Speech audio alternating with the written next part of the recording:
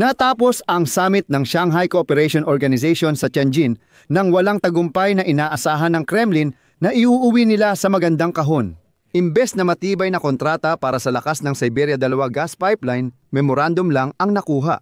Walang presyo at takdang panahon. Sinabi ng China na pwedeng itayo ng MGA Russo ang lakas ng Siberia 2, pero kontrolado PA rin namin ang presyo at pera. Imbes na malawak na pintuan sa merkado ng China, isang taong walang bisa na bisa lang para sa MGA Russo na pwedeng isara agad ng Beijing. Hindi ito pantay na kooperasyon. Maliit na usaping formalidad na bihira lang pag-usapan ngayon sa Rusya, pero napansin ng lahat. Hindi na hinintay ni Xi Jinping si Diktador Putin para sa grupong larawan pagkatapos ng summit. Sa likod ng palabas, ito ang talagang tumatama sa Moscow.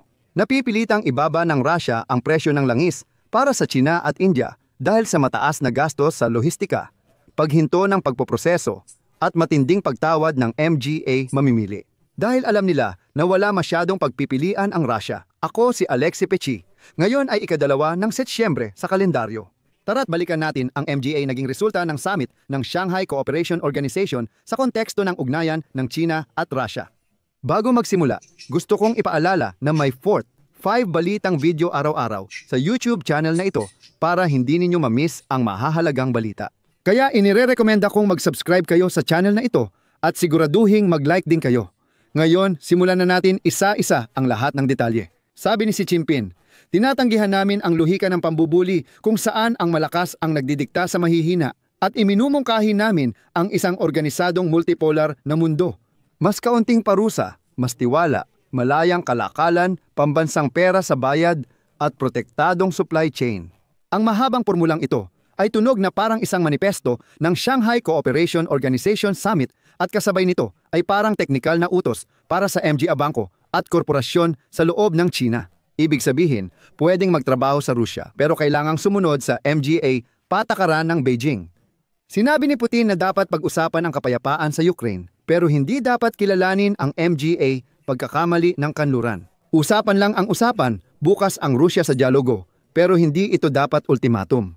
At pagkatapos, sa parehong pananaw, gumawa si Putin ng isang mapayapang kilos patungo sa kanluran.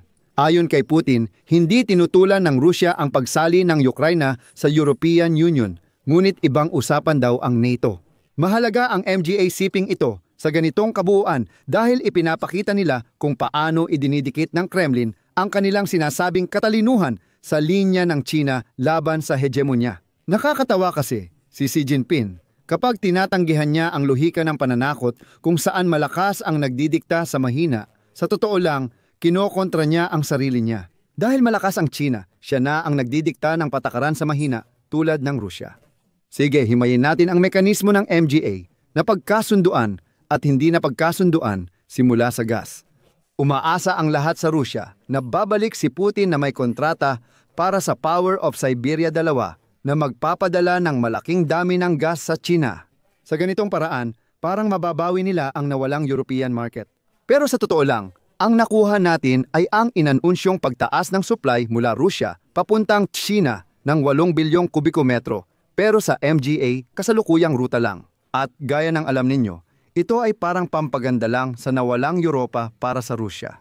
Formal na maganda pakinggan at legal na nakatali ang memorandum para sa lakas ng Siberia 2 pero kung walang presyo at schedule, hindi ito kontrata, paandar lang. Anong nangyari?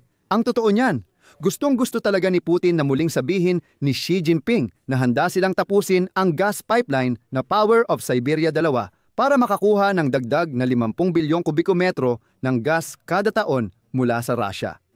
Matagal nang tinatanggihan ng China ang ideyang ito at ilang taon na nilang sinasabing hindi nila kailangan ang pipeline. Pero napakahalaga para kay Putin na mapilit ang MGA at Sino na sabihin nila na sa prinsipyo, tutol sila sa proyektong ito. Ito ang kanyang nakamit. Ayon sa China, wala silang tutol sa gas pipeline na lakas ng Siberia 2, ngunit sa ngayon, hindi nila ito kailangan. Hindi namin kailangan ng sobrang daming gas mula Rusya na inaalok ninyo. Ang pinakamataas na kaya naming tanggapin ay dagdag na 8 bilyong kubiko metro ng gas, gamit lang ang kasalukuyang pipeline. Tungkol sa lakas ng Siberia 2, kapag natapos ito, handa kaming bumili ng gas dito sa hinaharap. Pero kami ang magtatakda ng presyo bilang mamimili, hindi kayo bilang nagbebenta. Ayun, sa prinsipyo, iyan ang formula na ilang taon nang idinidikta ng China. At pagkatapos ay dinadala ni Putin ang formulang ito pabalik sa Moscow. At tuwang-tuwa ang mga Ruso. Pero sinasadya ng China na hindi isara ang formulang ito. Mayroon itong likidong gas mula sa Qatar, mula sa Australia, at tumataas din ang sariling produksyon ng gas sa China. At malabong kailangan ng China ang sobrang daming gas mula Moscow. Lalo na't marami ring gas na ibinebenta ng Moscow sa Europa noon. At ang Moscow na nawalan ng Europeanong angkor ay nagmamadaling pumirma kahit ano lang. Para lang maipakita ang galaw, hindi naman nagmamadali ang Beijing. Dito rin ipapaliwanag ang pagkakaibang tono ng bawat panig. Ayon sa MGA tagapagsalita ng Rusya, ito ay makasaysayang hakbang, habang sa MGA taga-China, mahalagang yugto ito sa kanilang pagtutulungan. Pagdating naman sa langis, ang malakas na sinasabing multipolaridad ay nagiging MGA salita na lang. Dahil sa MGA pag-atake, aksidente at force majeure sa MGA oil refinery sa Rusya, mas napipilitang mag-export ng mas maraming krudong langis ang Rusya. Mas maliit ang kita, mas mataas ang insurance risk. Napapansin ng India at China ang problema sa loob ng Russia, kaya mahigpit nilang hinihingi ang diskwento. Dito rin, magbibigay ako ng isang sipi na kasalukuyang binabanggit ng MGA Chinese na trader. Isinusulat ito ng Bloomberg. Hindi kami MGA pilantropo. May diskwento sa bawat panganib. Kung walang insurance, mas mura naming kukunin. Hindi namin pananagutan ang MGA panganib sa inyong pagkukumpuni. Kayo na ang bahala.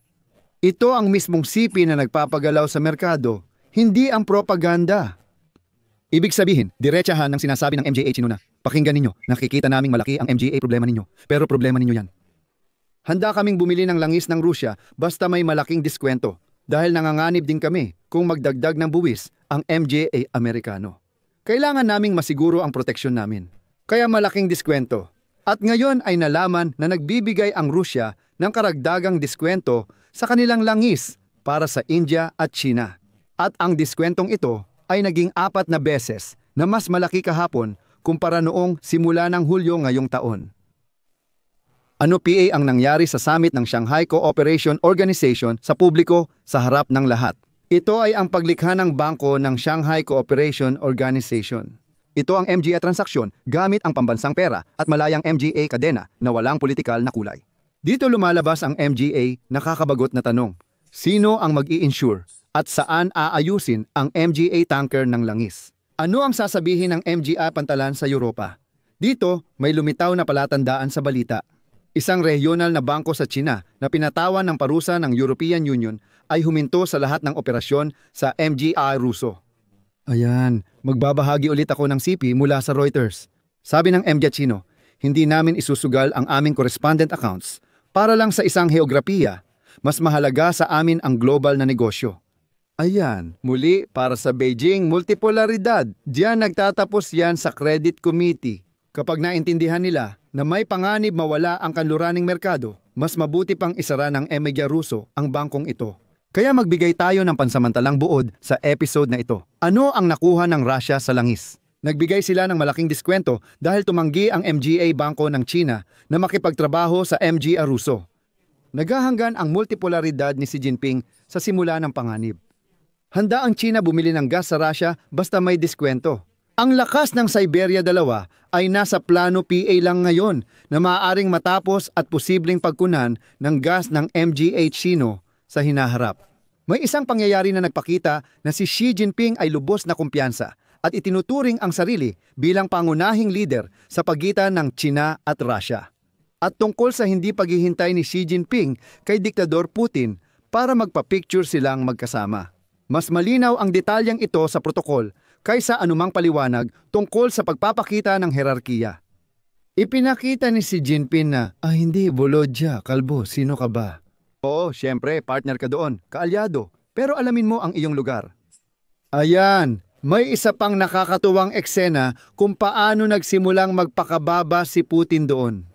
Tungkol ito sa kwento ng MGA Hilagang USA. Nangako si Putin na ibibigay kay Xi Jinping ang MGA Hilagang USA bilang tanda ng pagkakaibigan at mahabang buhay. Pag walang malalaking kontrata, nilalagay na lang nila yung MGA simbolo sa mesa para mapalitan ang usapan. Sa sariling bahay sa Russia, ito ang tunay na diplomasya sa hirap ng panahon para sa MGA Russo. Ayos naman kami, si Xi Jinping ay masaya. Paparating na ang MGA USA. Tungkol naman sa India, ito ang ikatlong sulok ng tatsulok sa renderam mode. Nananatili siyang malayo, bumibili ng diskwentong langis habang nakikipagnegosasyon sa MGA Amerikano para sa teknolohiya at taripa. Isang mahaba at makabuluhang sipi mula sa Midyang Indian. Masyadong matagal nang namuhay ang ating rehiyon sa MGA sigalot ng iba. Pinapahalagahan ng India ang pakikipag-partner at pag-unlad, hindi kompetisyon o pagkakahati. Inaasahan namin ang pagiging responsable ng lahat.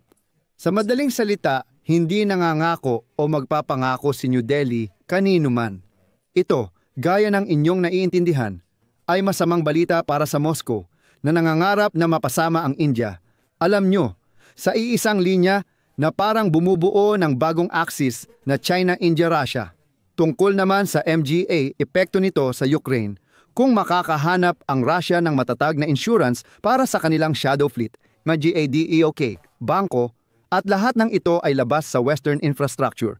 Magkakaroon talaga ng tsansa ang Kremlin na bahagyang mapahaba ang buhay ng kanilang budget at ekonomiya. Kaya naman, dito maaaring lumitaw ang isang antidote. Mahalagang agad itong ipatupad sa Europa at Estados Unidos. Ito ay pagpapalakas ng MGA parusa. Ito ay pagbabawal sa pagpasok ng lahat ng MGA barkong Ruso sa alinmang kanluraning pantalan. At ito ay pagbabawal sa pagserbisyo ng MGA Ruso sa alinmang bangko sa buong mundo. Dapat merong mahigpit na MGA insurance filter. MGA pagbabawal sa pagkukumpuni ng shadow fleet sa European Union, Britanya at iba PA. Dapat may malinaw na audit ng MGA pinaghalong langis sa MGA ikatlong bansa at timeline ng bawat batch ng langis. Alam mo, marami dyan ang tinatawag na mahika na napakadaling mawala gamit ang regulasyon. Ano ginagawa ng MGA Russo at India? Hinahalo nila ang sarili nilang krudong langis. Sabi nila, hindi ito mula Russia kundi sa ibang bansa. Mas epektibo na ngayon ang sekundaryang parusa hindi lang sa malalaking bangko kundi pati sa katamtamang laki na bangko sa China. Makikita ninyo, isa sa MGA regional na bangko ay tumigil at tumangging maglingkod sa MGA Russo. Kahit tutol si Xi Jinping, gagamitin PA rin natin ang pambansang pera sa MGA transaksyon. Kaya itong summit ng Shanghai Cooperation Organization para sa magkasamang sina Xi Jinping at Putin ay hindi kasal dahil sa pag-ibig. Ito ay kasal dahil sa pera. Ang China dito ang kahera at ang Rusya ay parang, alam mo na, bisita lang. Malakas pakinggan ang multipolaridad, pero kailangan ng MGA tanker ng insurance, hindi lang magagandang pahayag. Kaya ang estratehiya ng kanluran ay napakasimple. Tirahin mismo ang kahera. Tirahin ang MGA budget. Kaya nga, tulad ng naiintindihan ninyo, pagkatapos ng summit nang patayin na ang MGA mikropono, doon na talaga nagsimula ang aksyon. Sa summit, pwede kang magdeklara ng kahit ano. Pero sa totoo lang, nakikita natin na wala talagang konkretong tunay na resulta para kay Putin dito. Dito ako maglalagay ng tuldok. Isulat ninyo ang inyong opinyon at MGA konklusyon sa MGA komento sa ilalim ng episode na ito. Mag-subscribe kayo sa channel. Paalala lang, araw-araw may 4th, 5 tampok na balita dito para updated kayo sa MGA kaganapan. At huwag ninyong kalimutang mag-like, malaking tulong din yan. Ingat, paalam sa lahat.